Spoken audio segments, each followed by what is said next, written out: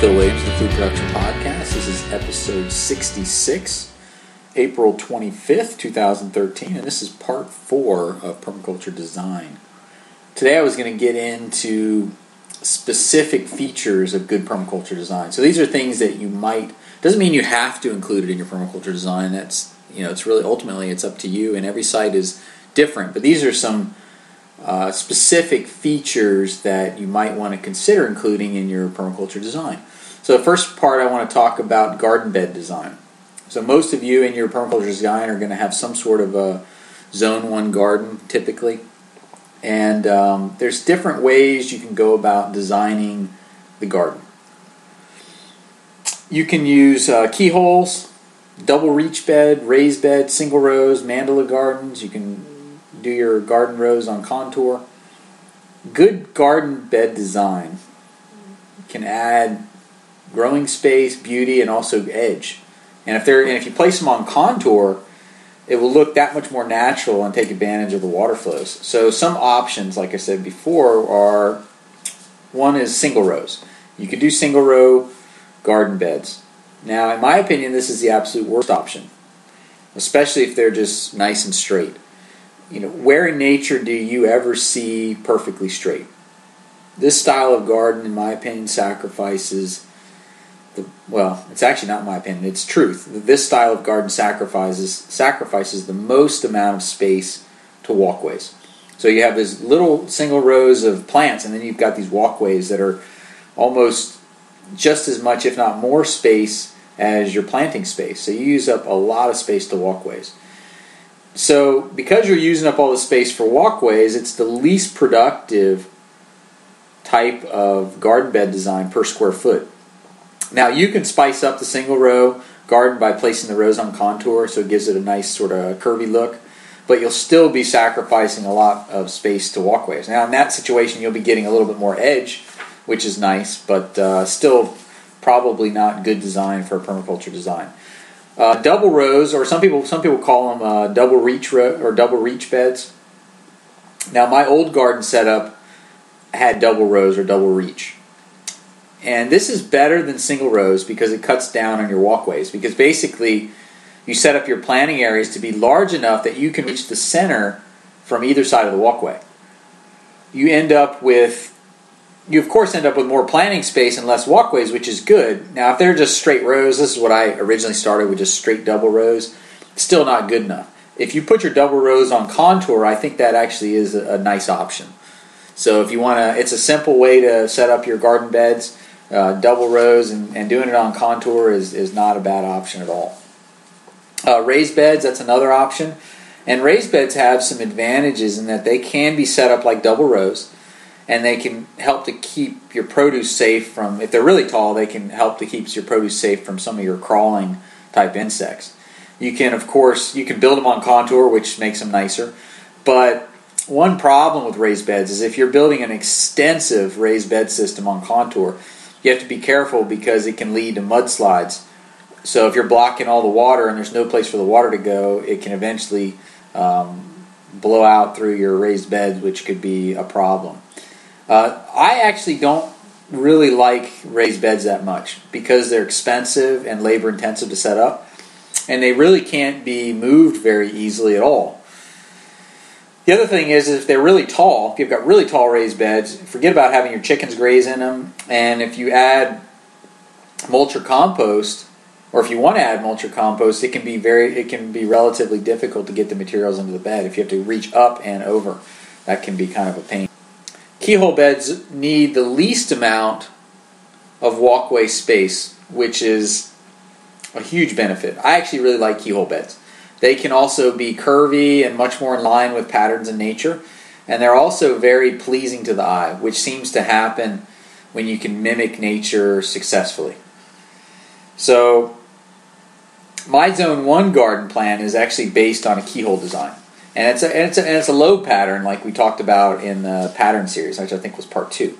Mandala garden, a mandala garden is basically a collection or a circular pattern of keyhole beds. So if you've got a kind of a circular area, or even if it's a square area and you want to sort of make a a mandala garden out of it, and you can have a pathway through it with a circular area, planting bed inside the circle, and then keyhole lobes off the main circle. That can be done, and I think that's actually a really cool option, is having the circular mandala garden.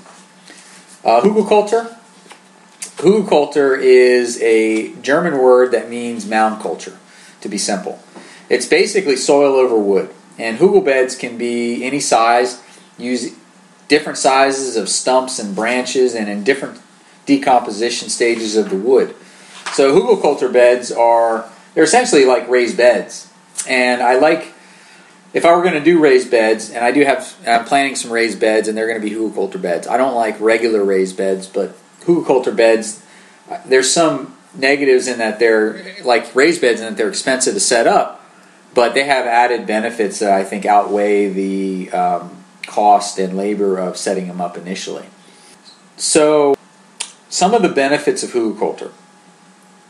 There's little irrigation that's needed, as the wood tends to hold a tremendous amount of moisture. So once you get some rains, and it'll just hold that moisture there.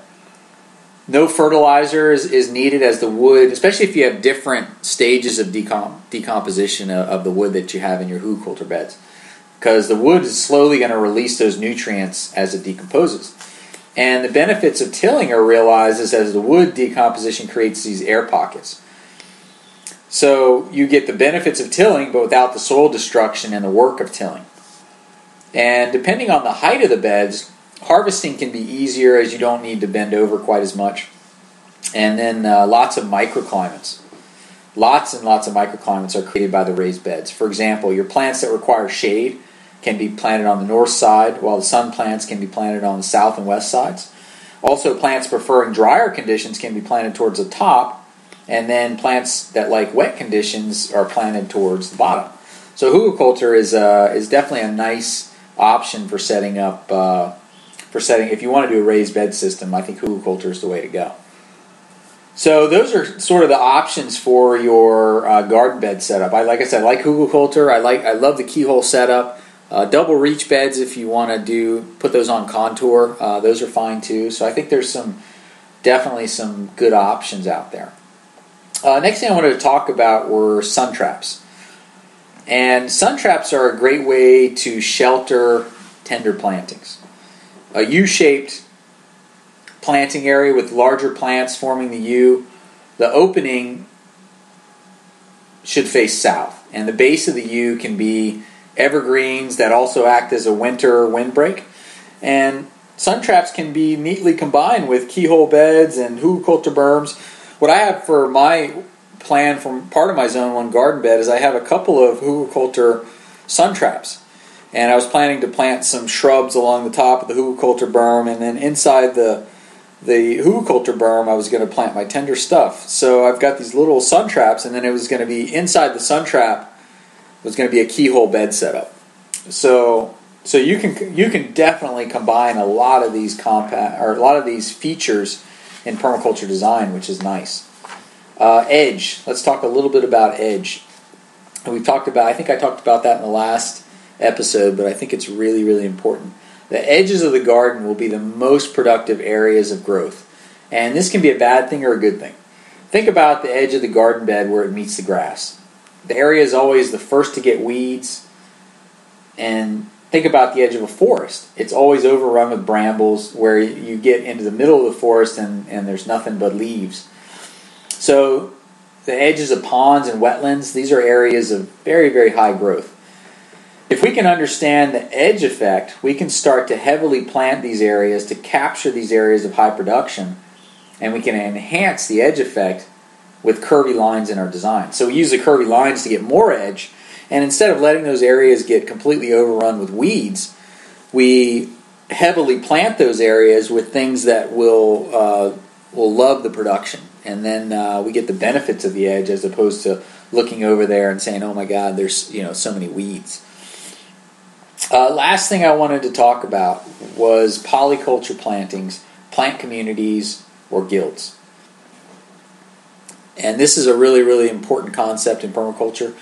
Polyculture plantings is the idea that many different plants placed together they're going to thrive. Where if you just planted all of one plant in individual rows or just sort of clumped together, planted alone, they're not going to do as well. They're going to languish. Again, let's go back to nature. Where in nature do you see the same plants in neat little rows by themselves? Very rarely do you see anything like that. I mean, for the most part, nature is growing things in polyculture, and we don't even really understand all the connections that these plants are making. There's evidence that a lot of plants share nutrients through their roots. And if you have different types of plants have surpluses and needs of certain nutrients. So certain plants planted together can help to exchange different nutrients. So if you observe nature, you're going to find certain plants that tend to be found with other plants. And these plant communities are typically called guilds. And we can duplicate this in our design by finding out what plants work well with what plants. For example, when I plant a medium stock pear tree, I also plant 3 Russian olives around the tree for nitrogen fixation.